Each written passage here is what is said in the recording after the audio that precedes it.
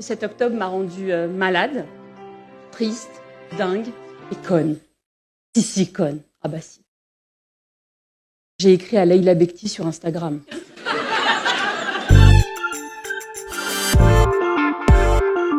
Salut Virginie Gage. Salut, comment ça va Cathy? Très bien, on est content de te retrouver après 5 ans d'absence. Tu nous avais fait le plaisir de monter sur scène avec un seul en scène qui s'appelait Libre.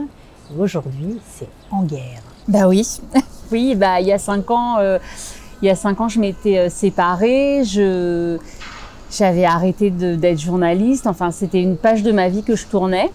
Et j'avais envie de raconter cette fin de chapitre, de faire un peu un bilan d'Alia, parce que ça faisait 5 ans que j'avais fait l'Alia. Donc j'ai écrit ce spectacle en 2019, qui a tourné gentiment jusqu'au début du Covid.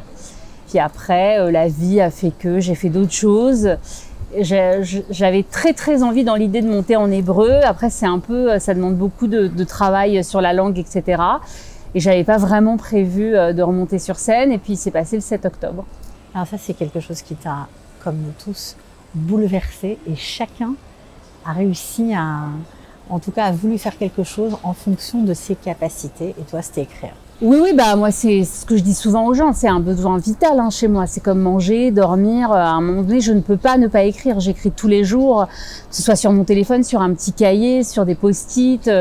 J'ai des phrases dans ma tête. Quand je marche dans la rue, j'écoute de la musique, je pense à des phrases, à des formules. Donc oui, le 7 octobre, moi, pour apaiser l'angoisse, pour essayer d'exorciser un peu la douleur qui était physique, j'ai eu besoin d'écrire, sur les réseaux sociaux, dans des cahiers, un peu partout. Tu pensais que ça allait être un spectacle? Non, en fait, pas du tout. J'ai contacté Gadi Bidi du Centre communautaire de Paris et il m'a dit, c'est bien ce que tu fais sur les réseaux sociaux. Je tenais à m'emmener un journal un peu de quotidien. Un journal de guerre. Voilà, c'est ça. Assez modeste, mais... Et je lui ai dit, j'aimerais bien en faire quelque chose. Et donc, on est parti sur une lecture, en fait.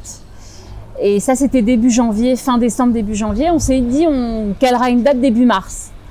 Et quand je reprends tout ce que j'ai écrit, je me suis dit, ça va être boring, hyper chiant. En plus quand t'écris au jour le jour, c'est très empreint de l'atmosphère du moment. Donc finalement, c'est très périssable. Et donc, je lui ai dit, non, on va faire un spectacle.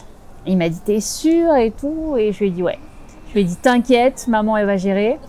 Et je me suis rendu compte, en fait, que les Israéliens, dans leur espèce de force de vie, comme ça, de pulsion de vie, ils m'incitaient à aller vers là. Ouais, parce qu'on a beaucoup pleuré. On a beaucoup pleuré, mais on pleure encore. Et on pleure encore. On s'est beaucoup angoissé. On voyait plus le bout. On était comme en apnée. Est-ce que c'est ça que tu as ressenti aussi? Alors, j'ai ressenti ça. D'abord de la sidération. Comme quand tu prends un coup tellement violent que tu es obligé de reprendre ton souffle, que tu sais pas, tu es comme ça, tu suffoques. Donc beaucoup de sidération, beaucoup de colère, de la peine. Et puis surtout, je parle beaucoup de sidération parce que je pense que mentalement, j'ai mis beaucoup de temps à comprendre ce qui s'était passé le 7 octobre. C'est-à-dire à me dire, des terroristes sont rentrés à l'intérieur des frontières d'Israël. Le jour de Simchat Torah, ont massacré des gens à l'intérieur des frontières d'Israël en 2024. Toutes ces notions-là tournaient dans ma tête. Et je me disais, c'est impossible. Comment c'est possible? J'ai mis beaucoup de temps à intégrer cette réalité-là. Évidemment, je savais ce qui s'était passé. Mais à comprendre ce que ça allait entraîner chez moi, où je me suis dit, mais en fait, moi, c'est ce que je raconte dans le spectacle. Je suis venue en Israël pour être en sécurité. Donc le seul truc qui me maintient en Israël depuis 10 ans, en dehors de la plage, la mer et le coût de la vie exorbitant, c'est quand même la sécurité. Donc là, on a un problème quand même de sécurité. Donc ce que je raconte dans le spectacle... Ça remettait en cause... Non, justement, mais par contre, ça rendait toutes mes certitudes un petit peu vaseuses, quoi. C'est-à-dire que je savais plus du tout... je trouve que le 7 octobre a rebattu les cartes dans plein de domaines. Et ne serait-ce qu'en France, où on se retrouve plus dans les paroles de Marine Le Pen que dans des gens de gauche. Enfin, pour des gens comme moi, c'est compliqué de se dire qu'on est soutenu par Marine Le Pen et que Jordan Bardella est notre copain. Enfin, il faut que j'encaisse, moi, tout ça. Il me faut du temps pour intégrer tout ça. Donc j'ai mis du temps pour intégrer tout ça. Et très vite, j'ai eu besoin d'écrire et surtout de raconter le quotidien des Israéliens. Et moi là-dedans. Moi, dans toutes mes copines qui font des afra-chatrala à 2h du matin, alors que moi, à 2h du matin, je dors. Toutes ces filles qui font à manger pour 150 personnes, alors que moi, déjà, le soir, pour 2 enfants de 16 et 11 ans, je n'ai pas d'idée. Cette générosité, cet entrain, cette mobilisation, cette force, tout ça, j'avais envie de le raconter. Bien sûr, on sait très bien, pour ceux qui te suivent depuis longtemps, que tu as été aussi et que tu es toujours Saif Ouman. Ça, tu t'en remets pas. Ça, Ah, ça c'est obligé. Ouais. Qu'est-ce qu'elle t'a raconté à l'oreille, Saif Ouman, c'est compliqué parce que Saif Ouman, elle faisait des blagues. J'ai relu un peu les chroniques que j'écrivais à l'époque, même des vannes du premier spectacle. Dans le premier spectacle, donc en 2019, je disais en rigolant sur scène, faut arrêter les chaînes de Teilim, quoi. Parce que moi, je fais des chaînes de Teilim pour un petit garçon de Ranana qui est tombé sur la tête à vélo. J'ai appris qu'il était rentré chez les Golani la semaine dernière. Personne nous prévient. Ça, c'est des vannes, on peut plus faire parce qu'aujourd'hui, les chaînes, tu comprends, je pense que Saif Ouman, elle est très française. Donc, je pense qu'elle doit être en France, en train de manifester tout le temps. Je me demande qu'elle a peut-être mis sa mezouza à l'intérieur. Je sais pas, mais il y a des vannes qu'on peut plus faire. Je trouve que le 7 octobre, il y a tout qu'à changer, puis tout est différent et rien n'a changé. Pourtant, tu ne nous ménages pas dans ton spectacle. Non, je ménage pas. En guerre, tu ne nous ménages pas du tout. Non, mais je me ménage pas. Je suis la première à pas me ménager, en fait. Les gens, ils me disent comment tu peux faire des blagues. Je dis parce que je suis la première je commence déjà par me foutre de moi-même. Enfin, je suis perdue dans cette guerre. Je le sais. D'ailleurs, je me répète souvent, on est en guerre. Et comme je le dis souvent, j'ai mené 3 guerres dans ma vie. Le poids, le mariage et la panière de linge, j'ai perdu les 3. Donc, je vais vous servir à rien. J'ai envie de dire aux gens, allez-y sans moi, je vais vous retarder. Bon, j'ai réfléchi. C'est un peu compliqué. Moi, cuisiner pour les familles du Sud, je pense qu'elles ont assez souffert comme ça. Et pendant ce temps-là, la grande, elle fait des cartons. Elle aide les familles déplacées. Oui, la même qui n'a jamais rangé sa chambre sans que je la séquestre. Mais à côté de ça, j'essaie de trouver ma place. Je raconte aussi le décalage avec mes enfants qui sont des Israéliennes pures et dures, alors que moi, je suis perdue. Elles ont un amour de ce pays, une foi dans ce pays, une foi en l'avenir qui est extraordinaire. Enfin, ça donne quoi les infos avec vos enfants? Ça donne que j'arrête pas de dire il a dit quoi, ça va trop vite, il a dit quoi, chut, tais-toi, on te dira après. C'est elle qui me raconte ce que Bibi raconte, parce que la télé israélienne, je comprends, mais ça va très très vite. Elles sont portées par ce pays. Elles sont portées par ce pays, elles sont heureuses d'être là, même dans cette situation qui est compliquée. Après le 7 octobre, mes sœurs en France m'ont proposé de venir me reposer en Israël et peut-être de prendre un peu de chant. Et ma fille m'a dit, mais ma petite homme, mais qu'est-ce que tu racontes? Mais qu'est-ce qu'on va aller faire là-bas? Enfin voilà. Elles vibrent pour ce pays, quoi. Elles sont au tempo de ce pays. Et moi, je suis un peu derrière. On dirait que ça t'épate, que tu es admirative. Mais oui, ça m'épate parce que d'abord, bon, il y a un truc, il y a la moitié des parents qui vont se reconnaître dans ce que je dis, mais moi, j'ai beaucoup de mal à me reconnaître dans mes enfants. Elles me ressemblent pas beaucoup dans leur comportement, donc déjà, elles ressemblent beaucoup à leur père et en plus de ça, elles me donnent des leçons mais quotidiennes, enfin vraiment. Donc oui, je suis épatée de leur tout va bien se passer. À Kol Yetov, maman, ça aurait pu être pire. C'est ce que m'a dit ma fille le 10-12 octobre. Elle me dit, mais t'imagines, imagine, on sait pas, peut-être qu'il y aurait pu avoir beaucoup plus de...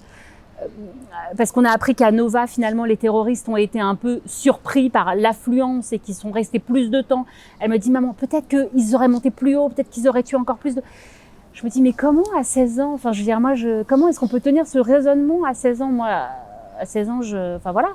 Donc, je me compare, je me désole de mon incapacité à voir les choses du bon côté, alors que elles sont vraiment dans le ici, le maintenant, on est au bon endroit, au bon moment. Voilà, elles sont alignées, sans question. Alors justement, pour tous ceux qui se demandent si eux, ils sont vraiment alignés ou pas, qui ont un peu honte de sortir, parce que aller au spectacle quand on est encore en guerre, bon, même si le spectacle s'appelle comme ça, est-ce que ça vaut le coup? Moi, je comprends les gens qui me disent je suis pas dans la situation, je suis pas dans l'énergie d'aller à un spectacle.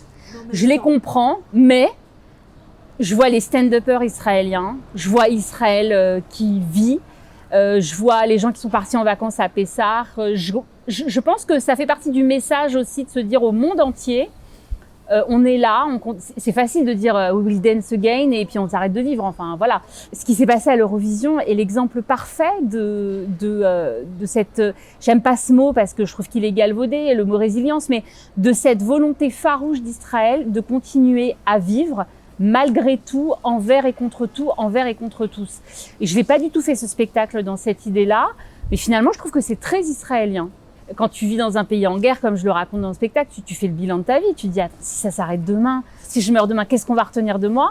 Donc moi, je suis en panique parce que je me dis que mes parents, ils vont pas vouloir trop parler, ils vont aller voir mon ex-mari. Donc je me dis, il faut absolument que je briefe mes gosses. Je me dis, qu'est-ce que j'ai fait de ma vie? Est-ce que j'ai réussi ma vie? Est-ce que j'ai réussi à faire quelque chose de ma vie? Je fais le bilan de ma vie et puis je regarde aussi ce qui se passe en France.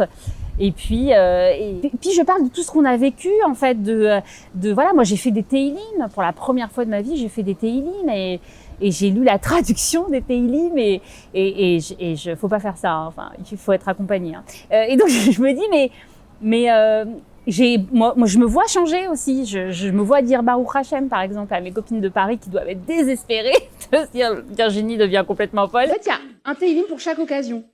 C'est vraiment bien fichu, hein, je vous assure. Alors, le 105, c'est si la malaria récidive une 3e fois.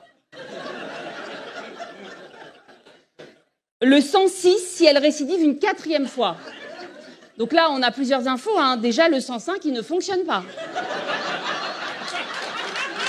C'est un spectacle de journaliste ou pas? Non.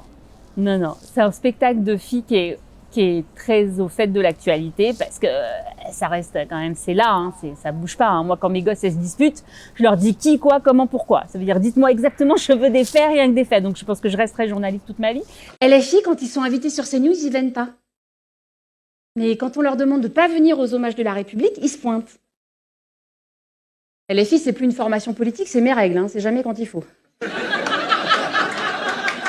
C'est pas un spectacle de journaliste, c'est un spectacle de filles qui s'est pris un bus dans la tête, qui essaie de se relever, qui essaie de comprendre ce qui s'est passé, de comprendre comment elle va continuer d'avancer avec ça, malgré ça. Et c'est l'histoire d'une fille qui fait son possible, en fait. Mais depuis 10 ans, je fais mon possible. Donc ça me change pas trop. Et c'est surtout un spectacle pour retrouver l'espoir. Parce qu'il faut qu'on le retrouve, l'espoir. Et on le retrouve dans plein de petites choses. On peut le retrouver quand on voit nos enfants aller à l'école. Et la dernière fois, ma fille, elle me raconte, elle me dit « Ouais, tu te rends pas compte ce qui s'est passé à l'école ?» Donc, les histoires des enfants de 11 ans, en règle générale, ça dure 3 plombs pour rien du tout. Et à la fin, elle te dit « Il y a eu la sonnerie, on n'a pas de devoir. » Et je me dis « C'est ça, en fait, sa vie à elle, c'est ça aujourd'hui. » Et donc, ça m'a fait sourire. Et à côté de ça, j'ai des moments de down comme tout le monde. Et puis des fois, je regarde une vidéo sur Kalita notamment, où je vois la mère d'un soldat qui habite à Netanya, qui a perdu son fils et qui nous parle de son fils. Et je me dis, mais quelle leçon, mais quelle force, quel courage. T'as pas le droit à toi de pleurer, voilà. Donc l'espoir, on le trouve partout, quand on a envie de le trouver, quand on a besoin de le trouver. Et moi, je l'ai trouvé dans l'écriture et je me suis rendu compte assez modestement que j'avais partagé un peu cet espoir avec les gens à Paris. L'accueil a été extra. Ouais, les gens, à la fin, ils m'ont tenu les mains comme ça, ils m'ont dit merci. Moi, je déteste qu'on me touche. Ils m'ont dit merci, vraiment, vous nous avez fait pleurer, vous nous avez fait rire. Et je me suis dit, ça y est, c'est bon, moi, j'ai fait mon travail. Dans cette période-là, on a été très éprouvés. Mais on a eu des moments de grande, pas de grande simra, mais de grande communion, où on s'est dit, on est là, on est en vie, quoi. On est en vie, c'est un miracle. C'est un miracle. Alors comment on fait pour venir te voir? Parce que nous aussi, on a envie de rire, on a envie de pleurer, on a envie de communier avec toi. Alors, je suis le 3 juin à Tel Aviv, au Zohar, le 4 juin à Netanya. Donc les 2 dates en Israël, il faut aller sur le site de Culture Access. Le 28 mai, je suis à Levallois, au centre communautaire de Levallois. Donc, il faut aller sur le site du centre communautaire de Levallois. Et le 29 mai, je suis en Belgique, à Bruxelles, au centre communautaire laïque juif de Bruxelles. C'est la gloire. C'est le début d'une tournée. C'est le début d'une tournée. J'ai très envie de faire vivre ce spectacle. Je remercie beaucoup Culture Access parce que sans eux, j'aurais pas pu le faire. Et c'est important d'avoir des gens qui croient en vous. Je ne fais pas de vannes sur la guerre. Je fais des vannes sur moi pendant la guerre et On rit pas de tout. Non, moi je ris de ce qui me fait rire. Si les gens ont envie de... C'est vraiment un message d'amour à Israël. Voilà. Moi j'ai compris depuis le 7 octobre que j'étais vraiment liée à ce pays définitivement et que contrairement à ma précédente histoire d'amour, je ne pourrais pas divorcer. Je suis là. C'est mon derrière qu'il est là et voilà, c'est un message d'amour à Israël, ce spectacle. Ben, c'est magnifique. Donc on a hâte de te retrouver. Mais j'ai sur hâte scène. aussi. J'ai plus hâte que vous, je crois. Ouais, bon, on va voir. On verra.